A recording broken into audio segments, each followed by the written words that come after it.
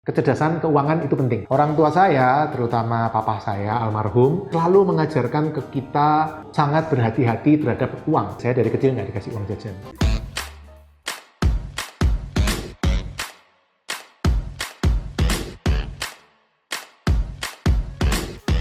Halo teman Pipo, hari ini saya akan sharing tentang pengalaman saya waktu saya belajar tentang kecerdasan keuangan. Banyak cara kita bisa belajar tentang kecerdasan keuangan, ya kan?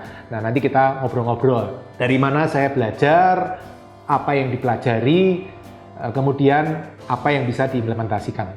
Sebelumnya, teman-teman, perkenalkan nama saya Pipo. Saya investor properti. Properti yang saya sukai adalah properti yang menghasilkan passive income. Jadi properti menghasilkan passive income. Apa itu passive income? Passive income adalah income yang kita dapat tanpa bekerja. Kalau properti penghasil passive income, ya berarti propertinya menghasilkan income bagi kita tanpa kita perlu bekerja. Banyak cara properti bisa menghasilkan passive income.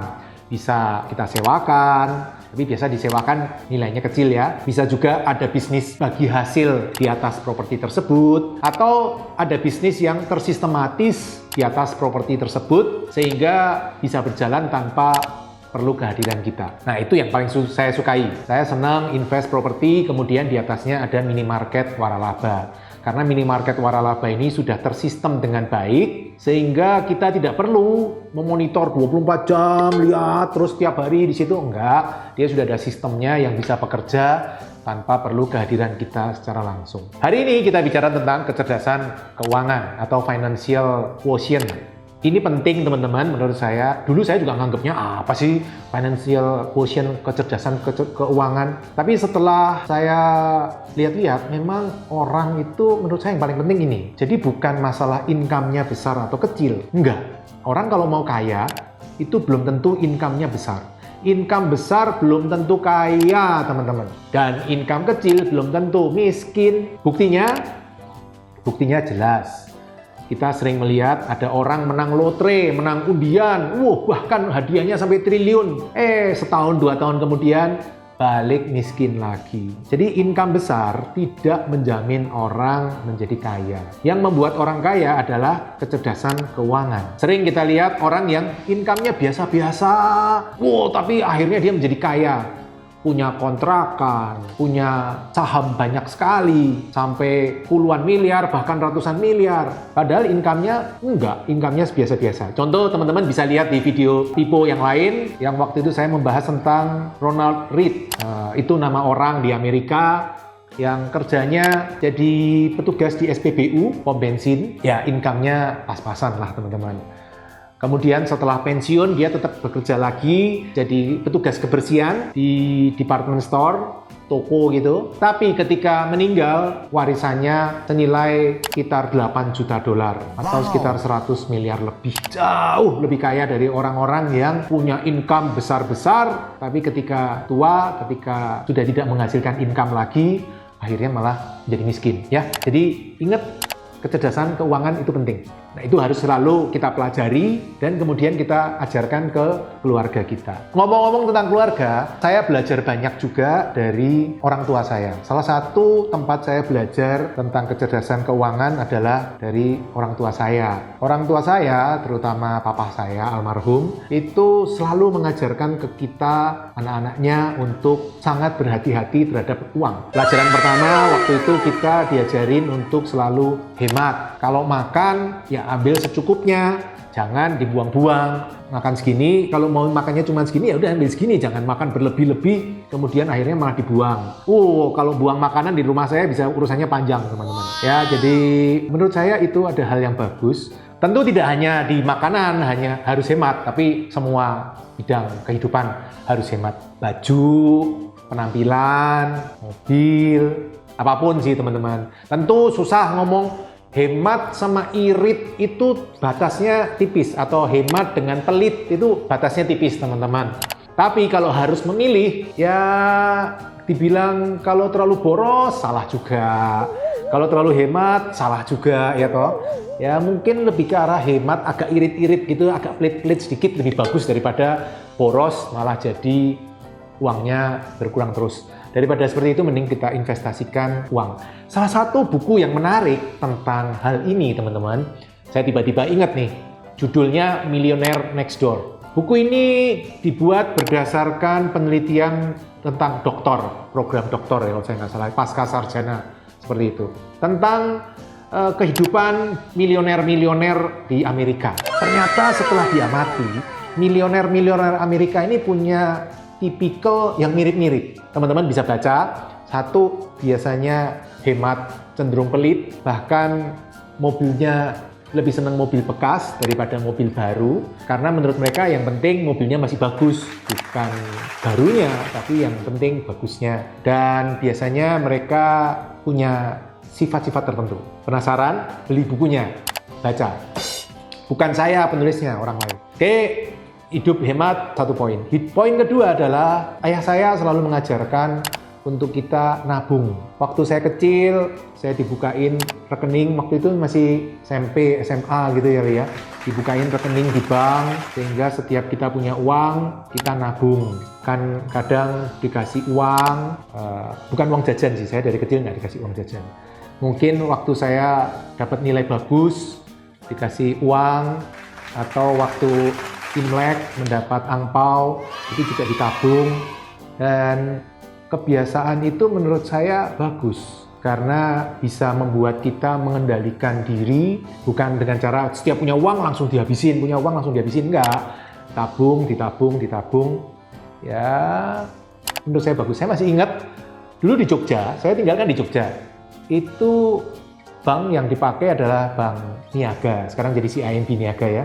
Ada di Jalan Sudirman situ. Kebetulan saya sekolah kan SMA di daerah Kota Baru sana, Jogja. Saya masih ingat kalau nabung, saya naik sepeda. Saya SMA naik sepeda, ke sekolah naik sepeda. Mampir dari Kota Baru ke Sudirman, di Bank Niaga sana, nabung.